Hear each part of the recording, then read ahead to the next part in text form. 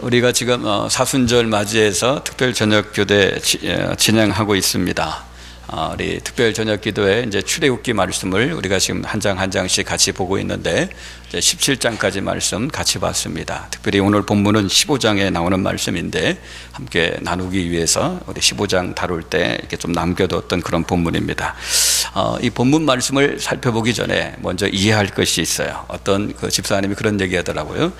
목사님, 성경 읽으면 헷갈린 부분이 참 많다. 그 중에 한 부분이 이 부분이다 하면서 질문을 하는데, 어떤 데 보면 하나님이 우리를 시험하지 않는다, 그렇게 성경에 분명히 나와 있는데, 또 어떤 데 보면 또 하나님이 우리를 시험한다, 그렇게 나와 있더라. 이거 헷갈린다. 도대체 어느 게 맞는 거냐? 하나님이 시험하는 게 맞냐, 시험하지 않는 게 맞냐, 그렇게 물어보는 그런 집사님이 계셔서, 여러분들 가운데서도 그런 생각을 없지 않아 하시는 그런 분이 있을지 몰라서 말씀을 드립니다. 둘 다 맞습니다. 하나님이 시험하시기도 하고 때론 하나님이 시험하지 않으시기도 합니다. 물론 근데 그 시험이란 단어가 의미가 틀립니다. 의미가 틀려요. 하나님께서 저와 여러분들을 시험하지 않으신다, 그럴 때 그 시험은 유혹이라는 그런 의미예요. 영어로 temptation이라고 하죠. 그러니까 하나님은 우리를 시험하지 않는다, 그 말은 뭐예요? 죄 짓는 그런 유혹을 우리를 하지 않는다는 그런 말이에요. 죄 짓는 미끼를 우리 앞에 딱 던지고 얘가 죄 짓나 안 짓나 그렇게 보시는 그런 하나님은 아니라는 거예요. 그런 의미에서 시험하지 않는 거예요. 그러나 그 하나님은 또 우리를 시험하셔요. 근데 이때 말하는 시험은 영어로 이제 테스트죠. 테스트하는 거예요. 이거는 교육의 목적을 가지고, 연단의 목적을 가지고 하나님께서 우리를 시험하시는 거죠. 오늘 본문에 나오는 내용 25절 끝부분에 보면 하나님이 시험하셨다, 그런 말이 나오는데, 이건 죄짓게 하는 유혹에서의 시험이 아니라 연단의 차원에서, 그리고 우리의 믿음을 테스트하는 차원에서 하나님께서 시험하시는 그런 장면이 나옵니다. 오늘 본문 앞부분에 보면요, 우리 저녁 기도에 참여하신 분들은 출애굽기 내용을 쭉 보기 때문에 14장 15장 이 내용 앞에 15장 앞에 그 14장 내용을 보면 이제 홍해가 갈라지는 그런 기적이 나타나죠. 홍해가 갈라지고, 갈라진 그 홍해를 이스라엘 백성들이 마른 땅같이 건너가는 그런 장면이 나옵니다. 하나님의 기적으로 이 홍해가 갈라지고, 이 갈라진 그 홍해를 이스라엘 백성들이 건너가게 되는데, 하나님께서 이스라엘 백성들에게 이런 놀라운 홍해의 기적을 베푸신 목적이 있어요. 그것이 뭐냐면 이스라엘 백성들로 하여금 진정한 믿음을 갖게 하시기 위해서, 하나님에 대해서, 하나님의 능력에 대해서 진정한 믿음을 갖게 하시기 위해서 홍해가 갈라지는 그런 기적을 이스라엘 백성들로 하여금 보게 하고 체험하게 하신 겁니다.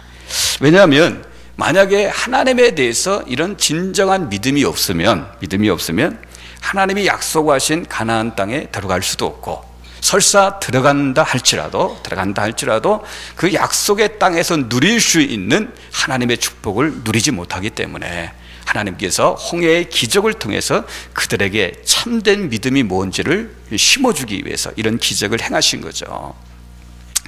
그렇기 때문에 이스라엘 백성들이 이 홍해의 기적을 보면서 하나님을 믿는 이 바른 믿음, 이 신뢰하는 믿음을 가지고 있을 때 그들이 약속의 땅에 들어가는 것이 의미가 있는 겁니다. 이 약속의 땅의 축복은 땅 자체에 있는 게 아니거든요. 그 땅을 주신 하나님에게 있는 거예요. 그래서 그 하나님을 바르게 믿지 않으면, 그 하나님을 바르게 신뢰하지 않으면 약속의 땅에 들어가지도 못할 뿐만 아니라 들어간다 할지라도 그 복을 누릴 수가 없게 되어지는 거야. 그래서 하나님께서는 이 홍해라는 기적을 통해서 이스라엘 백성들에게 이런 참된 믿음을 심어주고 싶어서 이 기적을 행해 주신 겁니다. 이스라엘 백성들이 그래서 어떡합니까? 홍해가 갈라진 것을 보고요, 정말 홍해 앞에 딱 섰는데 앞에는 홍해고 뒤에는 이제 막 애국 군대가 막 쫓아오고, 오른쪽 왼쪽으로는 산으로 막 둘러싸여 있고, 사방이 진짜 막 우겨쌈을 당하는 그런 어떤 상황에 있는데, 하나님께서 모세가 지팡이를 들어 바다를 향해 내밀 때 동풍을 그냥 밤새도록 불게 하셔서 홍해가 갈라지게 하시죠. 그리고 어떻게 홍해를 건너가게 하는데, 앞에서 인도했던 그 구름 기둥이 어떻게 해요? 이스라엘 백성들 진 뒤로 이렇게 옮겨가지고 애국 군대가 더 이상 쫓아오지 못하도록, 애국 군대 뒤쪽은 흑암 가운데 깜깜하게 만들고, 또 이스라엘 백성들 앞에는 저녁인데도, 한밤중인데도 환한 빛으로 인도하셔서 이스라엘 백성들은 한 사람도 다치지 않고 홍해를 무사히 다 건너가게 하십니다. 그런데 애국 군대들은 홍해에 막 들어오다가 막 병거 바퀴들이 막 벗겨지고, 어제까지 다 점검했던 바퀴들인데, 괜찮았던 바퀴인데 홍해 안에 들어오면서 막 바퀴들이 막 벗겨지니까 애국 군대들이 이 큰일 났다, 하나님이 역사하십니다. 도망가려고 했는데 이미 늦었어요. 다시 그 홍해가 다시 합쳐져서 애굽의 군대가 다 홍해에 수장되는 그런 모습을 보면서 이스라엘 백성들이 어떻게 합니까? 15장에 넘어오면 모세도 그렇고 이스라엘 백성들도 그렇고 미디암도 그렇고 하나님이 행하신 그 높고 위대하심을 막 찬양하는 거죠. 찬양하면서 하나님을 예배하고 경배하는 거예요. 그럼 우리가 얼뜻 볼 때는 하나님을 저렇게 예배하고 높이고 경배하니까 참 이스라엘 백성들의 믿음이 참 좋구나, 그렇게 생각할지 모르지만, 여러분 어떻게 보면 그것은 이스라엘 백성들의 참된 믿음이 아니에요. 참된 믿음은 홍해가 갈라지는 걸 보고 예배하고 경배하는 것보다, 여러분 솔직히 그렇지 않습니까? 자기 눈앞에서 홍해가 갈라지는데 마른 땅까지 지냈고, 자기는 구원받았고, 자기를 죽이려고 했던 대적들은 다 수장당하는 것을 눈앞에서 봤는데 찬양하지 않고 예배 드리지 않을 사람이 어디 있습니까? 진정한 믿음은 그때 나타나는 게 아니에요. 이렇게 놀라운 기적을 볼 때 나타나는 게 진정한 믿음이 아니라 이 홍해의 기적이 잊혀져 갈 때, 그리고 눈앞에 어려움이 닥쳐올 때, 그때 진정한 믿음이 드러나게 되어지는 거죠. 오늘 본문에 보면 이스라엘 백성들이 홍해 앞에서 가졌던 그 믿음이 진정한 믿음인지 아닌지 우리에게 알려주고 있어요. 오늘 본문에 보면 이스라엘 백성들이 홍해에서 떠나가지고 수르 광야로 이동하는 그런 장면이 나옵니다. 그럼 이 수르 광야는 홍해로부터 약 60km 떨어진 그곳에 위치한 그런 광야입니다. 근데 이 수르 광야까지 며칠에 걸렸다고 그러죠? 오늘 성경에 보니까 3일 걸렸다고 했죠. 홍해에서 수르 광야까지 3일 걸렸어요. 60km 떨어진 장소입니다. 그럼 하루에 한 20km씩 이동을 한 겁니다. 그러니까 하루에 20km씩 걸어가지고 3일 길을 거쳐서 총 60km가 되는 그런 수르 광야에 이제 이동을 했는데, 이 수르 광야에 이동한 이스라엘 백성들의 모습을 보니까 3일 전에 홍해 앞에서 그렇게 감격했고 그렇게 기뻐하며 하나님을 찬양했던 그 모습이 싹 사라지는 그런 모습이 오늘 수르 광야에서 나타나는 거예요. 그러니까 여러분들 약발이 며칠 간 거예요? 이들이 진짜 홍해 앞에서 부흥회를 하면서 엄청난 은혜를 체험했는데 그 약발이 며칠 간 거예요? 3일 간 거예요. 3일 간 거예요. 그러니까 여러분들 혹시 신앙생활 하면서 그런 생각을 갖고 있다면 여러분들 내려놓으셔야 돼요. 나는 정말 내 눈앞에서 이 홍해가 갈라지는 이 기적 하나만 본다면 나는 평생 하나님을 잘 섬길 수 있을 텐데, 그건 여러분들의 착각입니다. 그건 우리의 착각이에요. 이스라엘 백성들은 봤는데, 처음 했는데 그 약발이 며칠 갔다고요? 3일밖에 못 갔어요. 여러분들 우리가 뭘 본다고 해가지고 뭘 체험한다고 해서 우리가 하나님을 평생 잘 섬기는 게 아니에요. 하나님을 잘 섬기는 것은 보고 체험해서 섬긴다기보다도, 우리가 하나님을 잘 섬기는 것은 우리가 꾸준하게 평생 하나님의 말씀에 귀를 기울이고 말씀 붙잡고 순종하고 말씀대로 살아가는 사람이 평생 하나님을 잘 섬기는 거지, 무엇을 보고 체험한다고 해서 하나님을 잘 섬기는 것이 아니라는 것을 이스라엘 백성들의 삶을 통해서 보게 되어지는 거죠. 오늘 23절 24절 말씀 한번 보세요. 수르 광야에 있는 마라라는 그런 지역에 3일 길을 걸어서 도착했는데, 문제는 뭐냐면 그 마라라는 지역에 물이 있긴 있는데 그 물이 뭐예요? 쓴물이라는 거예요. 쓴물. 언젠가 제가 잠깐 이 말씀을 드린 적이 있죠. 제가 성지순례 갈 때 이 마라라는 지역도 이렇게 통과를 한 적이 있는데, 그때 가이드가 그런 설명을 해요. 이 부분을 설명하면서 그런 얘기를 해요. 마라의 물이 왜 쓴물이냐? 이스라엘 백성들은 주로 물을 공급받을 때는 이렇게 웅덩이를 파가지고요, 비가 많이 올 때 웅덩이를 파서 그 물을 이렇게 저축했다가 그 물을 이제 끌어다 쓰고 했다고 합니다. 근데 이 마라라는 지역이 어느 지역이냐면 바닷가 가까이 있는 그런 지역이에요. 그러다 보니까 때로는 바닷물이 엄습을 하는 거죠. 바닷물이 엄습을 하다 보니까 그 웅덩이에 모아놓은 그 물이 바닷물에 짠물이 들어오는 거죠. 짠물이 들어오고 뜨거운 그런 태양이 계속 내리쬐다 보면 그 짠물이 쓴물로 바꿔진다는 거예요. 그렇기 때문에 마라에 쓴물이 많이 있다, 그런 얘기를 들은 적이 있어요. 그러니까 마라가 어떻게 그 쓴물을 그렇게 저장하고 있는 그런 거죠. 그러니까 이스라엘 백성들이 3일 길을 광야 걸어가면서 마실 물이 없어서 고생했는데, 마라라는 지역에 와가지고 웅덩이가 파져 있고 그 안에 물이 있는 걸 보고 얼마나 기뻐했겠습니까? 그래서 허겁지겁 그 물을 마셨겠죠. 근데 그 물이 써서 마시지 못하는 거예요. 아예 없었더란 모르는데 눈앞에 보여가지고 마셨는데 물이 너무 쓴 거예요. 못 먹는 거예요. 그러니까 이스라엘 백성들이 뭐 하는 거죠? 하나님 앞에 원망하고 불평하는 그런 장면이 이제 본문에 나오는 거죠. 여러분들, 광야라는 이 장소는 상당히 신비한 장소입니다. 왜냐하면 이 광야는요, 사람이 가지고 있는 최고의 모습도 우리가 볼 수 있지만, 반면에 이 광야는 사람이 가지고 있는 최악의 모습도 드러낼 수 있는 장소가 이 광야라는 것이에요. 광야는 굉장히 위험한 곳입니다. 왜냐하면 홍해를 건너왔던, 홍해 기적을 본 그 감동과 그 은혜와 그 체험을 단 3일 만에 무너뜨릴 수 있는 장소가 광야입니다. 광야는 굉장히 잔인한 곳입니다. 거기는요, 하나님 없이는 살 수 없다는 것을 배우지 못하면요, 단 하루도 버틸 수 없는 곳이 광야예요. 광야는 대단히 거룩한 곳입니다. 거기는 살아계신 하나님의 능력을 체험할 수 있는 기회가 있는 장소가 광야입니다. 홍해 앞에서 그렇게 신앙이 좋았던 이스라엘 백성들의 실상을 적나라하게 드러낸 곳이 바로 이 광야예요. 3일 길을 걸어왔는데 쓴물밖에 없는 것을 보고 이스라엘 백성들은 모세를 향해서 원망과 불평을 쏟아놓는 거죠. 그러니까 이스라엘 백성들의 광야 여정을 보면 끊임없이 원망하고 불평하는 거 우리가 다 잘 알고 있죠. 하여튼 껐떡하면 모세를 향해서 원망하는데, 근데 여러분들, 그건 모세를 향해서 원망하는 게 아니라 모세를 세워서 그 광야길을 인도하시는 하나님을 향한 원망과 똑같죠. 그래서 이스라엘 백성들이 원망할 때마다 하나님 뭐라고 말씀하셔요? 너희들이 원망하는 것을 내가 들었다. 나를 향해서 원망하는 걸 내가 들었다. 하나님께서 그렇게 계속해서 말씀하시고 있는 거예요. 근데 여러분들, 마라의 쓴물 앞에서 이스라엘 백성들이 보인 반응하고 모세가 보인 반응은 어떻게 차이가 있어요. 좀 달라요. 이 이스라엘 백성들은 원망하고 불평을 합니다. 14장에서 홍해가 갈라지는 기적을 보고 감동과 은혜를 체험했고 그때는 하나님을 찬양했는데, 이 마라의 쓴물 앞에서는 이스라엘 백성들이 원망하고 불평을 해요. 그런데 여러분들, 모세는 지금 뭐 하고 있어요? 모세는 똑같은 마라의 쓴물 앞에 있지만 모세는 원망하고 불평한 게 아니라 25절 그 앞부분에 보니까 모세는 여호와께 부르짖었다 그랬죠. 모세는 뭐 하고 있어요? 기도하고 있죠. 여러분, 사실 따지고 보면 원망하려고 하면 모세만큼 원망할 이유가 많은 사람 없어요.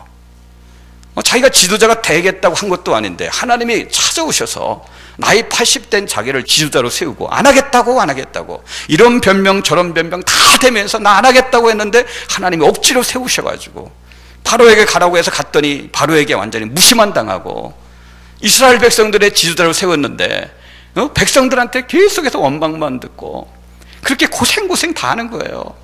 그러면 하나님께서 좀 인도를 하시면 알아서 척척 좀 이렇게 채워주면 얼마나 좋아요. 먹을 것이 떨어질 것 같으면 미리 먹을 것을 하나님이 좀 주시고, 물이 떨어질 것 같으면 미리 하나님이 좀 물을 주시고, 이렇게 알아서 척척 인도해 주면 참 감사하겠는데 그것도 안 해요. 먹을 것이 없는데도 뭐 하나님 미리 챙겨주는 것도 아니고, 그러니까 이스라엘 백성들이 막 원망하는 거죠. 마시는 물이 없으면 좀 챙겨주면 좋겠는데 안 챙겨줘요. 백성들이 계속 원망할 때까지, 심지어 백성들이 돌을 던질 때까지 그냥 하나님께서 챙겨주지 않아요. 그러니까 원망하려고 하면 모세만큼 원망할 이유가 많은 사람 없어요. 하나님 앞에 얼마든지 따지고 얼마든지 원망할 수 있어요. 그러나 모세는 그렇게 하잖아요. 부르짖어 기도했다. 그렇게 기도하고 있는 거예요. 여러분, 이것이 바로 신앙의 고수와 신앙의 하수의 차이입니다. 신앙이 성숙한 사람과 신앙이 미성숙한 그러한 사람의 차이입니다. 미성숙한 사람은 힘들고 어려울 때 원망하고 불평하는 거예요. 근데 신앙이 성숙한 사람은 힘들고 어려울 때 뭐 하는 거예요? 기도하는 사람인 거예요. 미성숙한 사람은요, 인생 살다가 정말 마라의 쓴물과 같은 그런 상황을 만나면요, 그래서 인생이 힘들고 어려울 때 하나님 앞에 늘 그래요. 왜 하필 나에게, 그죠? 왜 하필 나에게 이런 마라의 그런 쓴물과 같은 상황을 만나게 할까? 왜 하필 나에게 이런 고난을 주실까? 왜 하필 나에게 이런 어려움을 주실까? 그런 어려움을 주신 하나님 앞에 원망과 불평을 쏟아놓고, 그런 환경 가운데 나를 혹시 그런 환경 가운데 두게 했던 어떤 사람들이 있다면 그 사람들을 향한 원망과 불평을 끊임없이 내놓습니다. 왜 하필 나에게, 왜 하필 나에게, 왜 하필 나에게 하면서. 그러나 여러분들, 성숙한 사람은 우리가 저녁 기도회 때 늘 살펴보면 제가 말씀드린 것처럼 하나님의 선한 뜻이 있겠지, 하나님의 선한 뜻이 있겠지, 하나님 우리의 선한 목자 되시는데, 여러분들, 다시 여러분들에게 묻기 원합니다. 하나님이 여러분들의 선하신 목자이시는 거 믿으십니까? 믿으십니까? 선하신 목자 되신 하나님이 인도하는 가정 가운데 지금 마라의 쓴물을 만난 거예요. 자기들이 가고 싶은 대로 간 게 아니에요.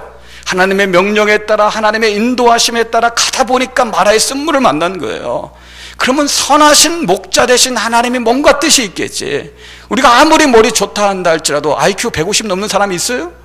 IQ 150도 안 되는 우리들인데, 인생 살아봤자, 내가 60년 70년 살아봤자 제한된 경험밖에 없는데, 이 IQ 150도 안 되는 머리 갖고 제한된 경험 갖고 있는 우리가 어떻게 그 무궁한 지혜와 그 지식의 하나님이 하시는 일을 우리가 다 측량할 수 있겠습니까?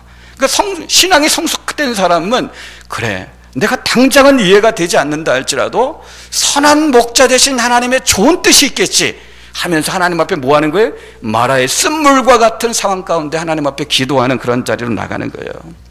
그러니까 이스라엘 백성들의 삶을 보면요, 찬양과 이 불평이 하나의 짝이 돼가지고 그런 패턴이 계속 반복이 되어져요. 우리가 생각할 때는 찬양과 불평이 서로 어울리지 않는 것 같잖아요. 진짜 어울리지 않잖아요. 그런데 이스라엘 백성들에게는 너무나 이게 잘 어울리는 거예요. 찬양과 불평이, 이 짝이 반복되고 반복되는 거예요. 예? 그래, 모세는 찬양과 불평이 반복된 생을 산 게 아니라 찬양과 기도가 반복된 삶을 산 겁니다. 그러니까 여러분, 우리의 삶도 마찬가지예요. 여러분들의 삶을 한번 되돌아보세요. 우리의 삶은 어떤 삶입니까? 하나님이 은혜 주실 때는 막 찬양하고 기뻐했다가 내가 생각이 아닌 어떤 상황에 들어가면 막 원망하고 불평하는, 이 찬양과 불평이 이렇게 짝을 이루는 그런 삶을 사십니까? 아니면 모세와 같이 찬양과 기도가 짝을 이루는 그런 삶을 사십니까? 전도서 7장 14절에 보면 하나님 그렇게 말씀하시죠. 형통한 날에는 기뻐하라. 그리고 곤고한 날에는 어떻게 해요? 생각해라, 되돌아봐라, 기도해라, 그렇게 말씀하셔요. 하나님이 두 가지를 병행하게 주셨다. 여러분, 제가 부채도사는 아니지만 여러분들의 인생 앞길에 대해서 제가 확실하게 예언할 게 한 가지가 있어요. 여러분들의 인생은 반드시 형통한 날도 있을 거고 곤고한 날도 있을 겁니다. 안 봐도 훤합니다. 제 인생도 그렇고 여러분들의 인생도 그렇고 안 봐도 훤해요. 형통한 날도 있을 거고 어떻게 곤고한 날도 있을 거예요. 왜? 하나님이 두 가지를 병행해서 주셨다고 하기 때문에. 근데 형통한 날은 뭐라고 해요? 형통한 날은 뭐라고 합니까? 기뻐해라고 하죠. 기뻐해라, 찬송해라, 감사해라. 그리고 곤고한 날은 뭐라고 합니까? 기도하라는 거예요. 생각하고 되돌아보고 기도해라, 하나님이 그렇게 말씀을 하시는 거예요. 그러니까 우리의 신자된 저와 여러분들의 삶은요, 이 찬양과 기도, 감사와 기도, 기쁨과 기도가 짝을 이루는 그런 삶을 살아가셔야 되는 거예요. 야고보서 5장 13절 말씀에도 그렇죠. 야고보서 5장 13절 말씀 보면, 너희 중에 고난당하는 자가 있느냐? 그는 뭐 할 것이요? 고난당하는 자가 있느냐? 그는 뭐 하래요? 기도할 것이요. 너희 중에 즐거워하는 자가 있느냐? 그는 뭐 하라고 해? 찬송할지니라. 고난당하면 기도하면 되는 거예요. 그렇죠? 즐거우면 뭐 하라고 해요? 찬송하고 감사하고 기뻐하면 되는 겁니다. 우리 인생길은 둘 중에 하나를 경험할 수밖에 없어요. 즐거움이든지 고난이든지 기쁨이든지 슬픔이든지 둘 중에 하나 경험합니다. 근데 여러분들 즐거울 때는, 기쁠 때는요, 하나님 앞에 찬양하고 감사하는 거예요. 그러나 고난이 다가와서 슬프고 힘들 때는 어떻게? 기도하는 거예요. 찬송하다가 힘들고 어렵다고 불평과 짝을 이루면 안 되는 겁니다. 우리 인생은 마라의 쓴물과 같은 그런 것을 만날 때도 있고, 이제 27절에 나오는 것처럼 물이 정말 풍성한, 단물이 풍성한 엘림을 만날 때가 있는 거예요. 인생 살다가 마라와 같은 그런 상황에 들어가면 기도하시면 되는 거예요. 근데 엘림과 같은 그런 상황에 들어가면 찬송하면 되는 거예요. 찬송하고 감사하고 기뻐하면 되는 거예요. 어떤 분이 그래요. 목사님, 난 지금 5년째 말합니다. 나는 지금 10년째 말합니다. 도대체 어떻게 해야 됩니까? 그럼 5년째 마라와 같은 상황에 있습니까? 5년 기도하셔야 되는 거예요. 10년째 마라와 같은 상황에 있다. 10년 기도하셔야 되는 거예요. 제가 저녁 기도하면서 그런 예화를 잠깐 들은 적이 있어요. 어떤 몸이 허약한 사람이 몸이 너무 허약해가지고 하나님 앞에 기도한 거예요. 하나님, 내 몸이 너무 허약해가지고 다리에 힘도 없고 팔에 힘도 없고 이거 도대체 생활을 내가 못하겠으니까 내 몸을 좀 건강하게 좀 해달라고 하나님 앞에 간절하게 기도한 거예요. 그렇게 기도하고 그 다음날 아침에 문을 열고 딱 나가는데 자기 문 앞에 뭐가 있냐면 집채만한 바위가 딱 있는 거예요. 그래서 이 사람이 이 집채만한 바위가 자기 앞에 있으니까 너무 불편하잖아요. 그래서 밀기 시작했어요. 밀면서 하나님 앞에 막 불평했죠. 아니, 내 몸이 너무 허약한데 좀 건강 달라고 기도했더니 건강은 안 주고 이 집채만한 바위를 여기다 딱 놓고 그냥, 그래서 막 있는 불평 없는 불평 하면서 그걸 밀기 시작했어요. 미니까 조금씩 밀리더라고요, 그 바위가. 그래서 그걸 계속 민 거예요. 1년 동안 밀고 2년 동안 밀고 3년 동안 밀고 계속 미는데, 그러던 어느 날 이 사람이 거울 앞에 자기가 딱 섰는데 깜짝 놀란 거예요. 옛날엔 그렇게 허약한 모습인데 거울 앞에 선 자기의 모습을 보니까 막 이두박군, 막 삼두박군, 막 그런 어떤 근육질 남자 있죠. 막 배 왕자가 막 딱 생겼고 알통이 막 딱 나왔고 막 이 다리가 막 이따만하게 막 굵게 딱 있는 자기의 모습을 보고 깜짝 놀란 거예요. 이 사람이 놀란 거예요. 2년 동안 3년 동안 그 집채만한 바위를 어떻게 계속 밀고 또 밀다 보니까 어느새 자기가 이렇게 근육이 딱 붙어가지고 건강한 사람이 된 거죠. 여러분, 우리가 5년 동안 마라와 같은 쓴물이 있다, 원망하고 불평하면 아무 소용없어요. 그러나 마라와 같은 쓴물과 같은 상황이 5년이 지속되고 10년이 지속될 때 그냥 하나님 앞에 나와서 기도하면요, 어느 날 내 모습을 딱 보면 믿음의 연단으로 잘 연단된 놀라울 정도로 정금보다 더 귀한 그런 믿음의 사람으로 딱 서 있는 것이 발견될 때가 오는 거예요. 그 마라와 같은 쓴물에 그냥 찬양했다가 원망하고 불평하고 그런 사람은요, 5년 연단 받아도 아무런 쓸모 없어요. 그래서 우리는 어떻게 해요? 이 찬양과 기도가 짝을 이루는 그런 삶을 살아가야 되는 거예요.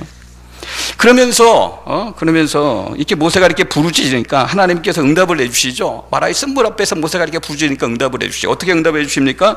오늘 그 25절 말씀 보면요, 하나님께서 한 나무를 지시하죠. 그래서 그 나무를 지시한 그 나무를 갖고 이제 물에 이제 던지죠. 그 나무를 이제 그 쓴물에 던졌더니 그 물이 어떻게 해요? 달게 되어졌더라. 그렇게 기록되어 있죠. 그러니까 여러분들 이 쓴물을 단물로 바꾸는 그 장면이 참 흥미롭지 않습니까? 나무를 집어던졌더니 그 쓴물이 그냥 순식간에 단물로 바뀌어지는 거죠. 어떤 성경학자가 이 구절을 해석하면서 그 나무는 뭐냐면 앞으로 신약에 이 세상에 오셔서 우리의 죄를 대신해서 지실 예수님의 십자가를 의미한다, 그렇게 해석을 해놨더라고요. 참 일리가 있는 해석이라고 저는 생각해요. 여러분, 그렇습니다. 우리가 십자가를 통과하면요, 이 쓴물과 같은 사람도 단물과 같이 바뀌는 거예요. 저와 여러분들이 십자가를 통해서 예수님을 만난다면, 쓴물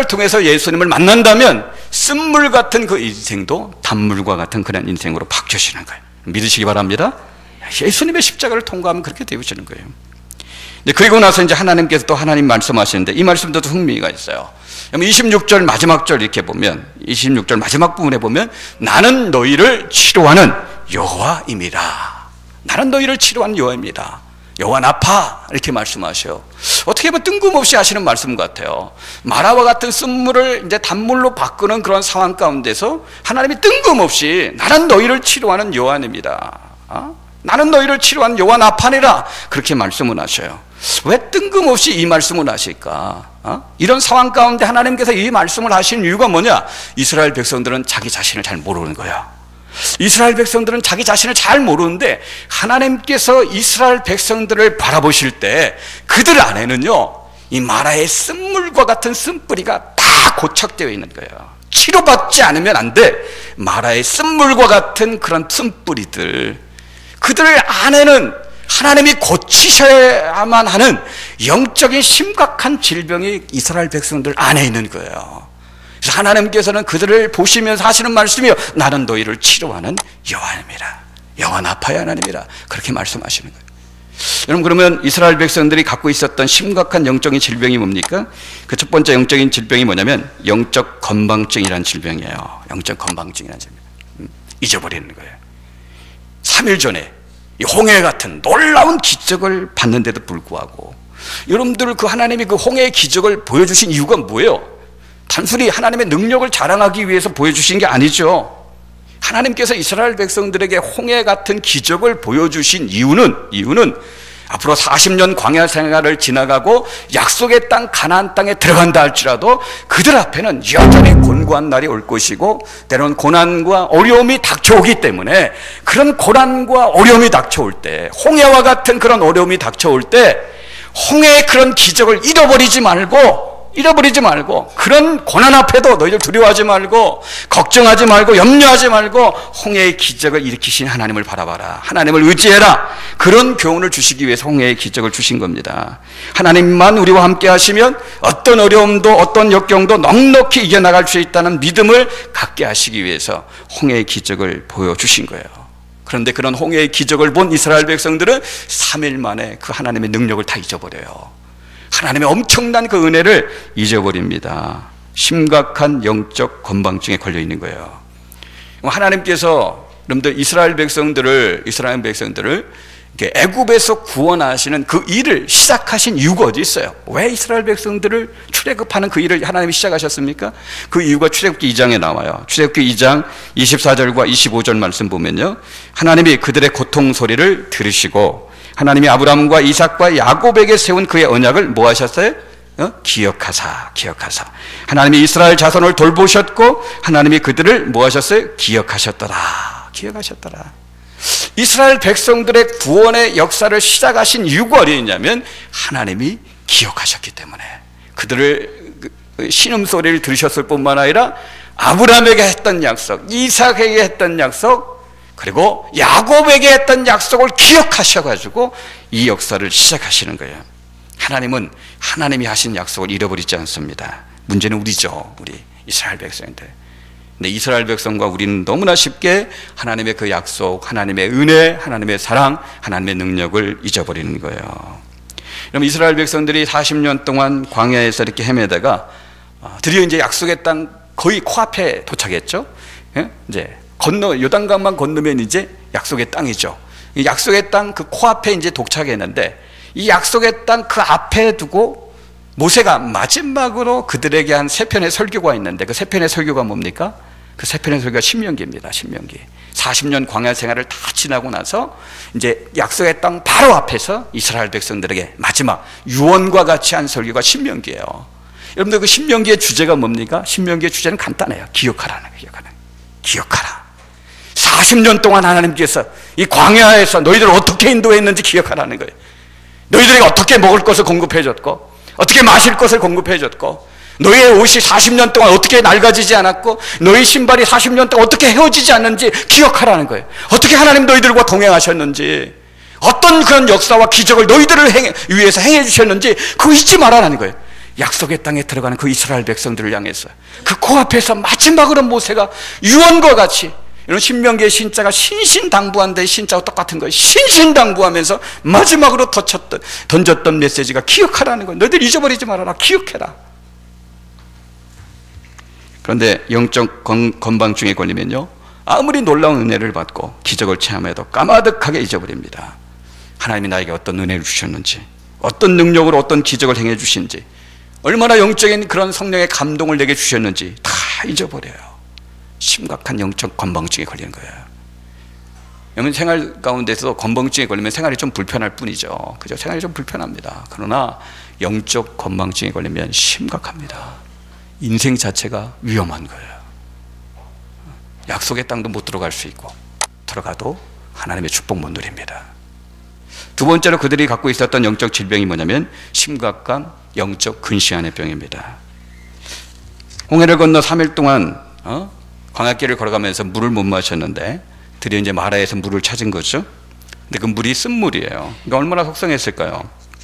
3일길 광야길을, 그냥 평범한 길도 아니고 광야길, 그 태양이 내리쬐는 그런 광야길을 3일길 걸어가면서 물도 못 마셔서 드디어 물을 찾았는데, 아예 물을 발견하지 못했으면 몰라도 물을 찾았는데 그걸 마시려고 하니까 너무 쓴 물인 거예요. 뭐 얼마나 화가 났고 얼마나 속상하겠습니까? 여러분들도 아마 그랬어요. 저도 아마 그랬을 것 같아요. 3일 동안 물 없이 헤매다가 물을 만났는데 너무 쓴 물이다. 막 화가 나고 속상하고 막 그랬을 거예요. 근데 27절 말씀 보면 흥미로운 말씀이 나오죠. 27절 보면 그들이 엘림에 이르니 거기에 물샘 12들과 종려나무 70그루가 있는지라. 거기서 그들이 그 물 곁에 장막을 치니라. 엘림이라는 지명이 나옵니다. 거기 우물이 몇 개 있다고 합니까? 우물이 몇 개 있대요? 12개의 우물. 종려나무가 몇 그루 있대요? 70개. 그렇죠. 12개의 우물이 있기 때문에 12지파가 싸울 필요가 없어요. 그냥 하나씩 우물을 차지해서 마음껏 마시면 됩니다. 그럼 종려나무가 70그루가 있다는 것은 그만큼 물이 풍부한 지역이라는 거예요. 그럼 히브리인들은요, 유대인들은 이 숫자에 상당히 영적인 의미를 이렇게 가미해서 생각을 해요. 상징성이 있는 거예요. 12개의 우물, 그 다음에 70개의 그런 종려나무.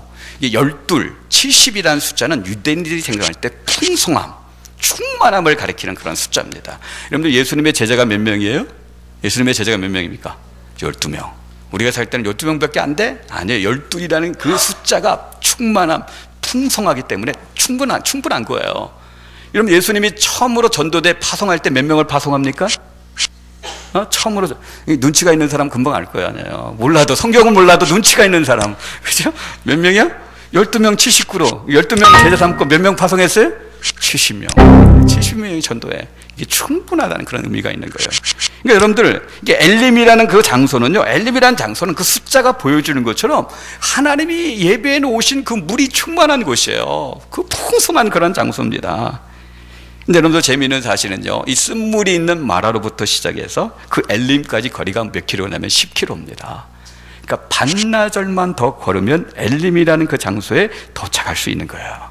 근데 이스라엘 백성들은 자기들 앞에 엘림이 준비되어 있다는 것을 모르고 있는 겁니다. 여러분, 바로 이겁니다. 하나님은 이스라엘 백성들을 위해서 풍성한 엘림을 준비해 두셨는데, 이스라엘 백성들은 영적 근시한, 그죠? 영적 근시한 질병에 걸려 있기 때문에 마라의 쓴물밖에 못 보는 거예요.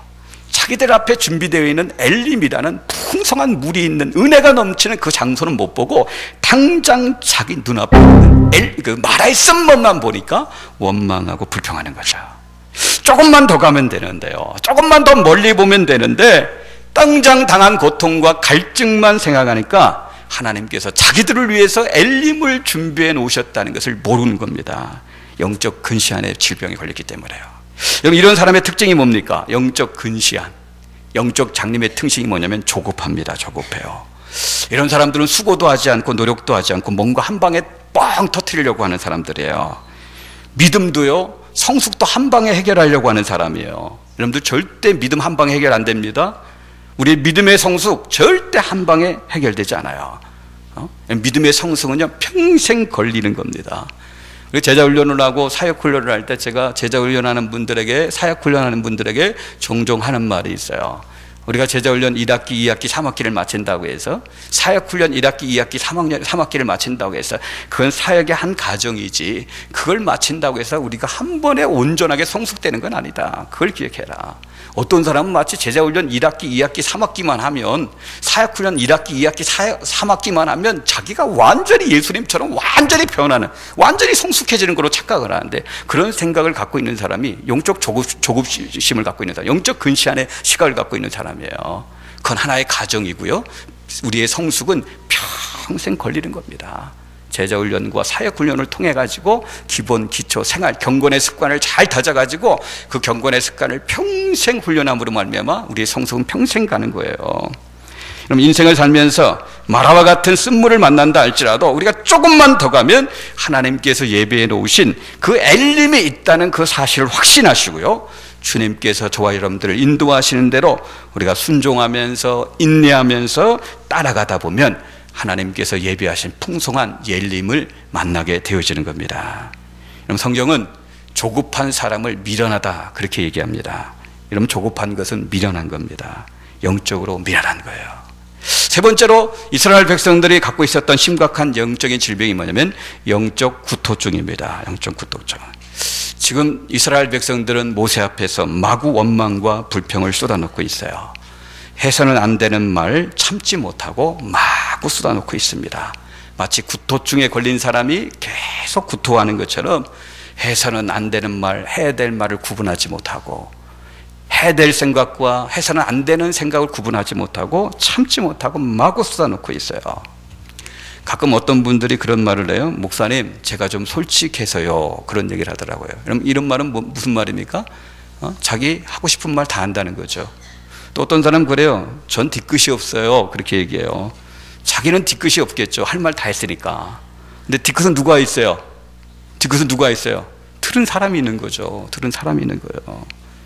가는 곳마다 부상명이 속출합니다.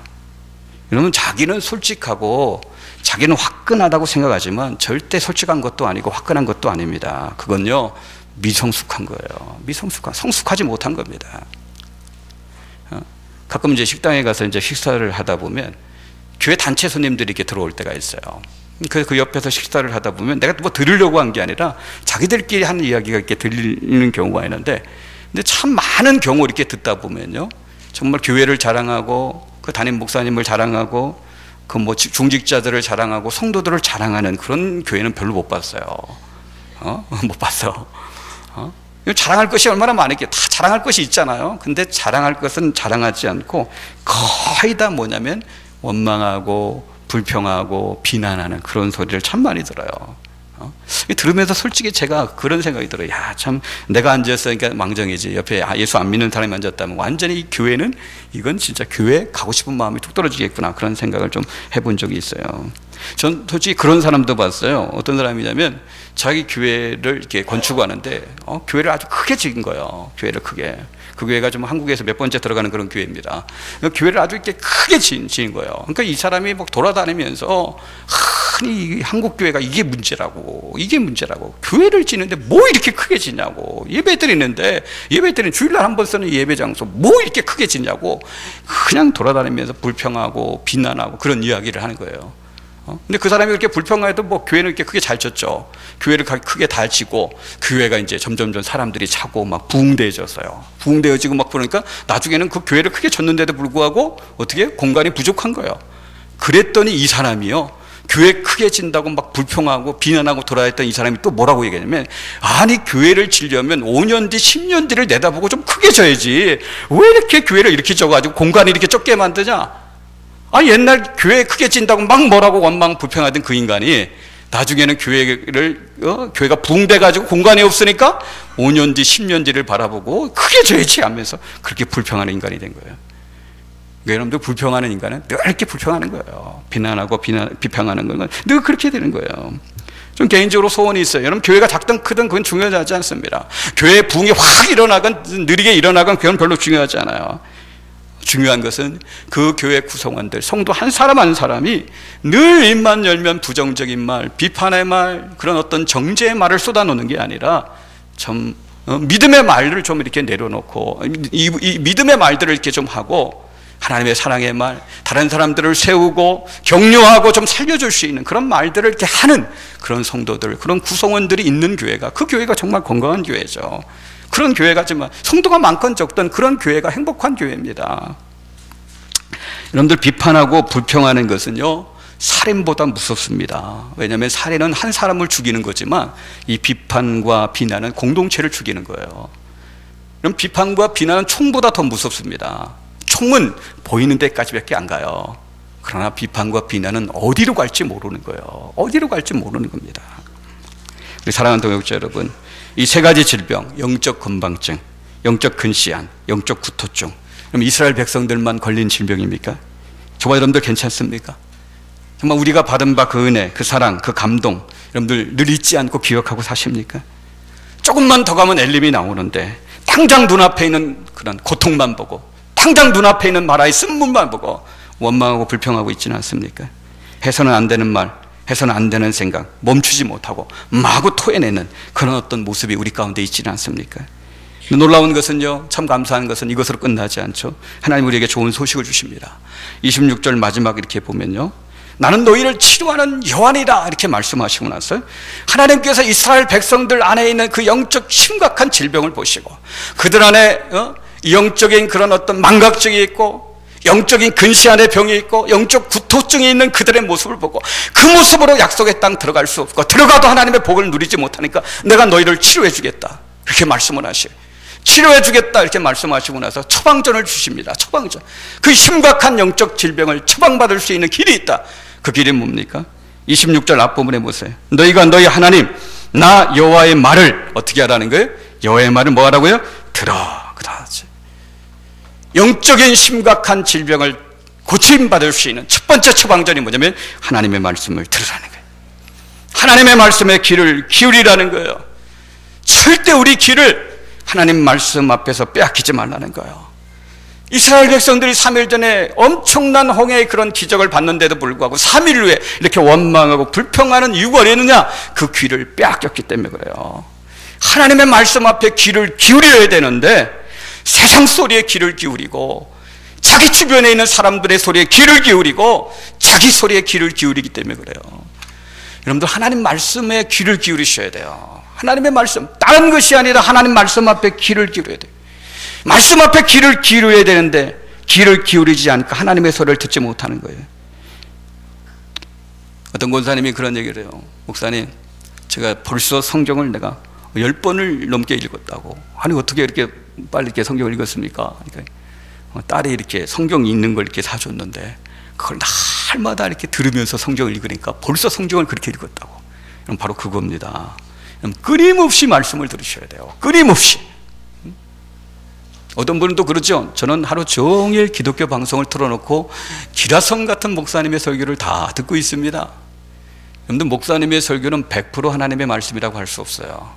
시간과 공간과 역사와 문화가 떨어져 있는 이 말씀을 쉽게 이해시키기 위해서 이런저런 예화를 같이 섞어서 말씀을 전하기 때문에 100% 하나님의 말씀이라고 할 수 없습니다.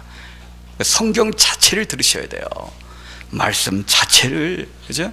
이 귀를, 그죠? 말씀 앞에 귀를 기울이셔야 돼요. 이 드러나는 이 말이 어떤 영어 성경에 보면 listen carefully라고 되어 있어요. 그냥 듣는 게 아니에요. 대충대충 듣는 게 아니에요. 건성건성하며 듣는 게 아니에요. 주의 깊게 정성을 기울여서 하나님의 말씀을 듣는 거예요. 그 말씀이 우리 안에 있는 심각한 영적인 질병을 치료해 주는 거예요. 두 번째는 뭐라고 합니까? 하나님이 주시는 두 번째 처방전은 나 여호와의 말을 들어. 그 다음에 뭐라고 합니까? 순종하고. 순종하는 겁니다. 순종하는 거예요. 듣는 것으로 끝나는 게 아니라 순종하는 거예요. 이 순종한다는 단어가 갖고 있는 의미 중에 한 가지가 뭐냐면 마음으로 동의한다라는 그런 말이 있어요. 이거 여러분 순종해야 되는데 순종이 안 되는 이유가 있어요. 순종이 중요한 거 우리가 다 알잖아요. 순종하는 자가 복을 받는 거 다 알잖아요. 근데 순종이 안 되는 이유가 있어요. 마음으로 동의가 안 돼서. 마음을 드려야 되는데 마음을 드리지 못하니까 순종이 안 되는 거예요. 마음이 드려지지 않으면요, 순종 죽었다 깨도 안 됩니다. 해도 억지로 마치 못해서 그렇게 행할 수밖에 없어요. 하나님 앞에 어떻게 마음을 드리라는 거예요. 마음을 하나님 앞에 드리고, 그래서 어떻게 기쁘게 하나님 말씀 앞에 순종하라는 거예요. 그 순종이 우리 안에 있는 영적인 질병을 치료해 준다는 거예요. 세 번째 처방전이 뭡니까? 내 보기에 의를 행하며. 하나님 보기에 의를 행하라. 쉬운 성경에 보니까요, 내 보기에 의를 행한다는 말이 어떻게 번역되어 있냐면 내 보기에 옳은 일을 행하며. 사람들 보기에 옳은 일을 행하는 게 아니에요. 사람들 보기에 옳은 일을 행하는 게 아니라 하나님 보시기에 옳은 일을 행해야 되는 거예요. 여러분들, 하나님 보시기에 옳은 삶을 살면요, 마라와 같은 쓴물을 만나도 하나님이 단물로 바꿔주십니다. 하나님 앞에 옳은 삶을 살면 물이 없는 사막을 3일이 아니라 40년을 지낸다 할지라도 그때마다 하나님께서 물을 공급해 주시는 거예요. 우리가 말씀에 귀를 기울이고 그 말씀 앞에 산다면요, 광야 40년의 삶은 하나님이 철저하게 100% 다 책임을 져주시는 거예요. 광야는요, 물이 없어도 얼마든지 살 수가 있어요. 왜? 하나님이 공급해 주시니까. 그러나 광야는 하나님의 말씀을 떠나면 절대 살 수 없는 장소입니다. 절대 하나님의 복을 누릴 수 없어요. 하나님의 자녀들은 세상 방식으로 세상 사람과 똑같이 살 수 없습니다. 세상 사람들이 사는 삶의 방식이 있고 하나님의 백성들이 사는 삶의 방식이 있는 거예요. 세상 사람들이 다 그렇게 산다 할지라도 나는 하나님의 백성이기 때문에 하나님의 백성으로서 살아가야 될 삶의 방식들이 있는데, 그게 뒤에 나온 계명과 규례잖아요. 이 계명과 규례가 말해주고 있는 하나님 백성으로 살아가야 될 삶의 방식들이 있는데 그 방식대로 살아야 돼요. 그럼 하나님 우리 안에서 치유의 역사를 행해 주시는 거예요. 사랑하는 동역자 여러분, 하나님께 우리의 귀를 드림으로, 하나님의 말씀 앞에 우리의 귀를 드리고 정성스럽게 말씀을 들음으로, 우리의 마음을 들여 그 말씀 앞에 순종함으로, 그리고 하나님 앞에 옳은 일을 행함으로 영적 질병을 치료받는 그런 은혜가 있기를 주의 이름으로 축복합니다. 축복합니다. 정말 불쌍한 것은요, 내가 지금 심각한 영적 질병에 걸려 있는데도 그걸 모르고 있는 거예요. 하나님의 이 치유가 필요한데도 불구하고 그걸 몰라서 하나님의 치료가 필요 없다고 생각하는 거예요. 하나님은 치유하기 원해서 하나님 역사하기 원하는데 끝까지 버팅기는 거예요. 끝까지 인정하지 않는 겁니다. 이게 너무 안타깝고 불쌍한 거죠. 정말 축복하기는 우리를 치료하시는 하나님 앞에 우리 영적 질병을 솔직하게 인정하시고 하나님의 처방전을 받아들여서 우리의 길을 정말 날마다 하나님의 말씀으로 채우시고 우리의 마음을 말씀 앞에 들여 순종하고 성령의 도움으로 하나님 앞에 옳은 그런 삶을 행함으로 말미암아 영적 질병을 치유받아 건강하게 사시는, 영혼과 육신이 건강하게 사시는 저와 여러분들 다 되시길 다시 한번 주님의 이름으로 축복합니다. 기도하겠습니다.